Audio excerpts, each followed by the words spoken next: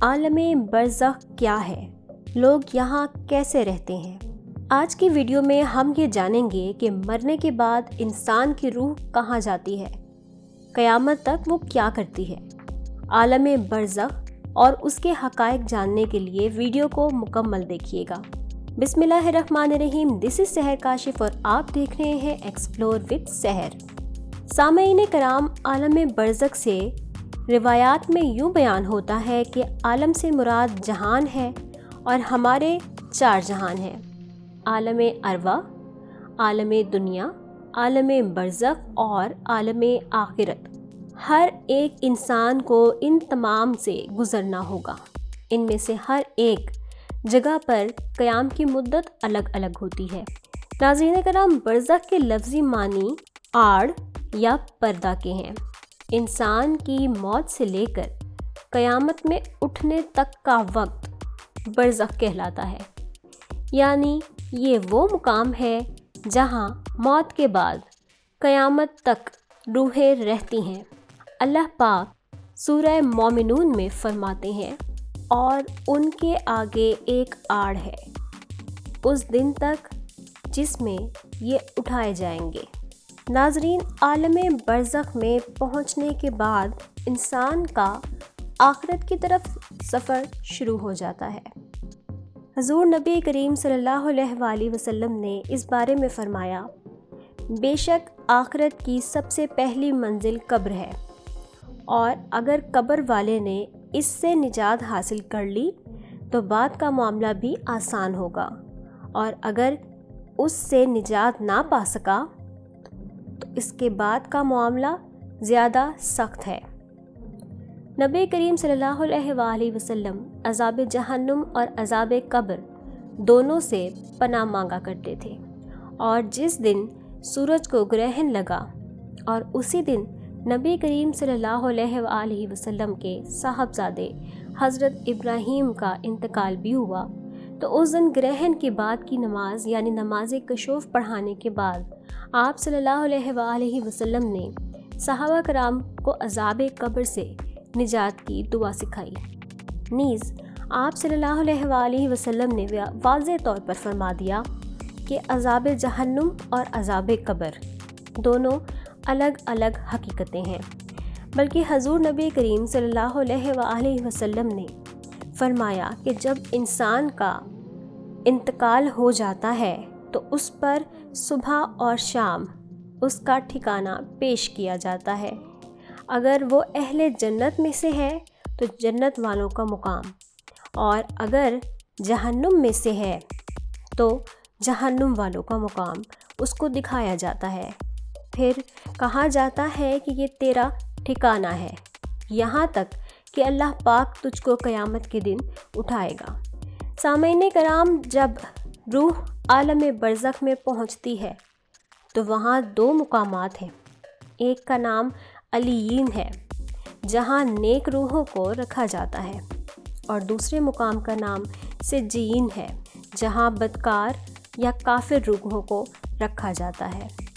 تمام روحیں قیامت کے دن تک یہیں پر رہتی ہیں، اور پھر قیامت کے دن اپنے اپنے حساب کتاب کے بعد جنت یا دوزخ میں داخل ہو جائیں گی۔ روایات کے مطابق قبر میں روح کو پھر سے جسم کے ساتھ یکجا کیا جاتا ہے، جہاں 2 فرشتے منکر اور نکیر سوال اور جواب کرتے ہیں۔ اگر جوابات ٹھیک ہوتے ہیں تو آسمان سے آواز آتی ہے کہ میرے بندے نے سچ کہا، اور اس کے لیے جنتی بچھونا بچھا دو، اور اسے جنتی لباس پہنا دو، اور اس کے لیے جنت کا دروازہ کھول دو۔ پھر قبر میں ہی جنت کی طرف دروازہ کھول دیا جاتا ہے۔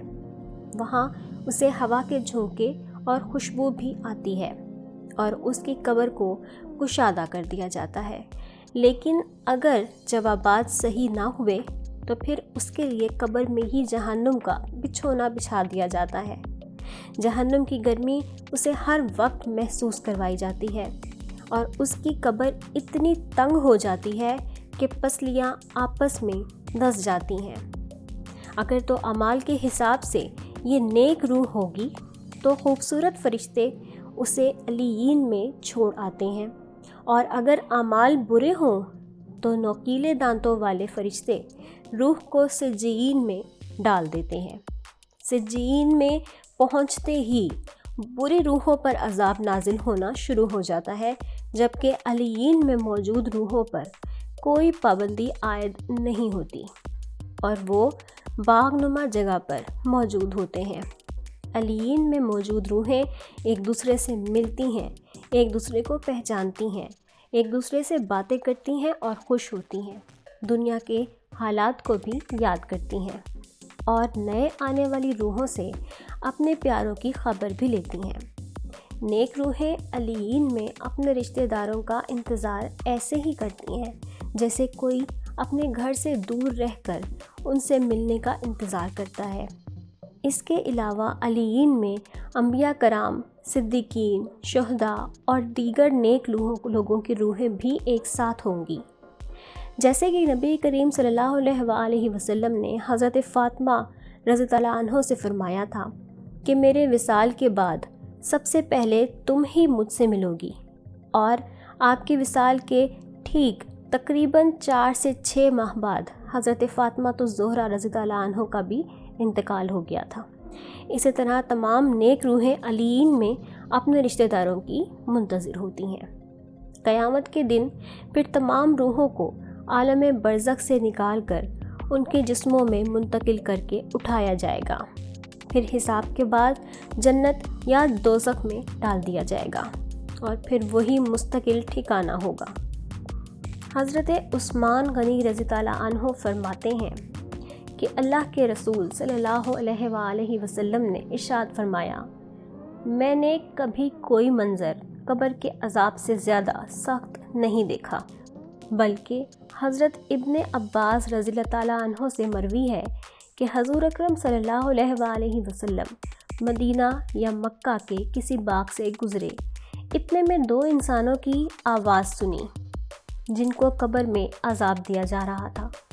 نبی کریم صلی اللہ علیہ وآلہ وسلم نے ارشاد فرمایا کہ ان دونوں کو عذاب قبر ہو رہا ہے، اور کسی بڑے کام کی وجہ سے عذاب نہیں ہو رہا، بلکہ معمولی باتوں پر عذاب ہو رہا ہے جن سے بچ سکتے تھے۔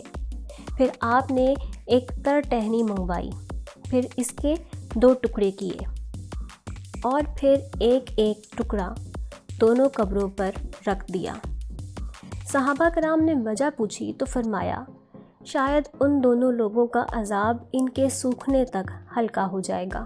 سامعین کرام، ہم اللہ پاک سے دعا گو ہیں کہ اے اللہ ہمیں صحت اور تندرستی والی زندگی عطا فرما، اور جب ہم اس دنیا سے چلے جائیں تو ہماری قبر کو جنت کا باغ بنا دے اور عالم برزخ میں ہمارا ٹھکانہ نیک روحوں کے ساتھ علیین میں بنا دے، آمین۔ ہمارے چینل کو سبسکرائب کرنا مت بھولیے گا، دعاؤں میں یاد رکھیے گا۔ اللہ نگہبان۔